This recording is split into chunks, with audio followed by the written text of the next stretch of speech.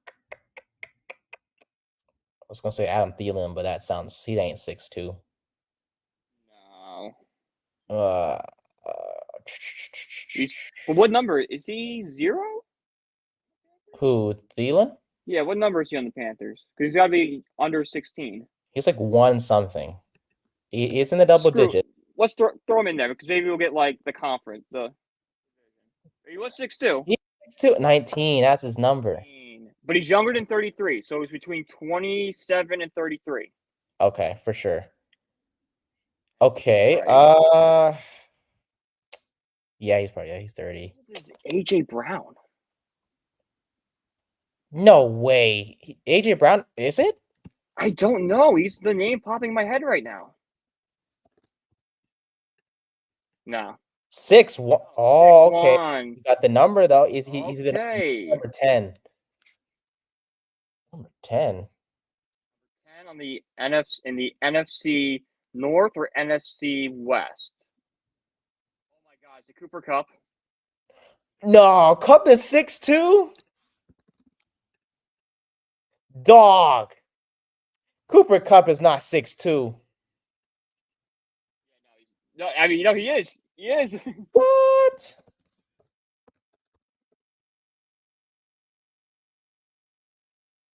That's crazy. 6'2". I thought he was like 6 foot. Nope. I hope he kind of fell off last year a little. Puka Nacua kind of outshined him. Yeah, but I think he still had a 100-yard season, 1,000-yard season. Like, Yeah, Kupp, I think put up really good numbers last year. I believe so. Did he? Yeah, 59 receptions, 737 yards, and 5 touchdowns. But didn't he miss a few games too? Yeah, he did. Banged up a little bit last year too. That's why Puka took off. Remember in 2021? Oh, he was on fire. 1,900. 12 games. 12 games last season. That's probably why. Hey, 2021 though, he went crazy. Oh my God! I'm looking at it right now. 1,947 yards, 16 touchdowns.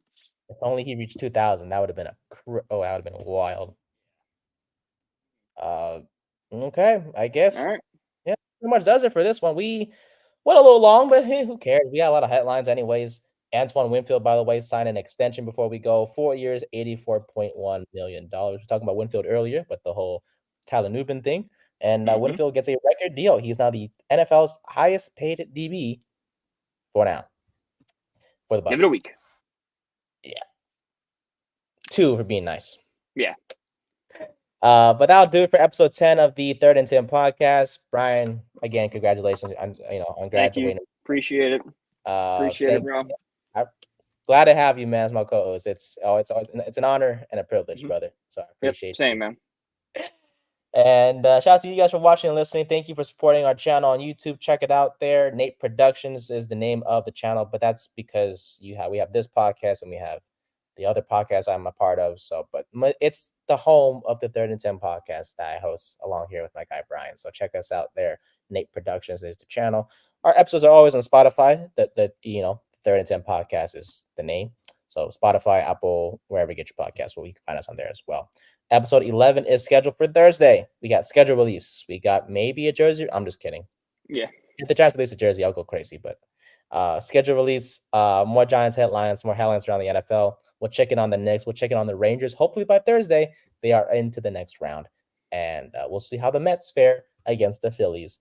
It might get ugly, but we shall see. Yep. We'll see you guys next time. Until then, have a great one. We'll talk.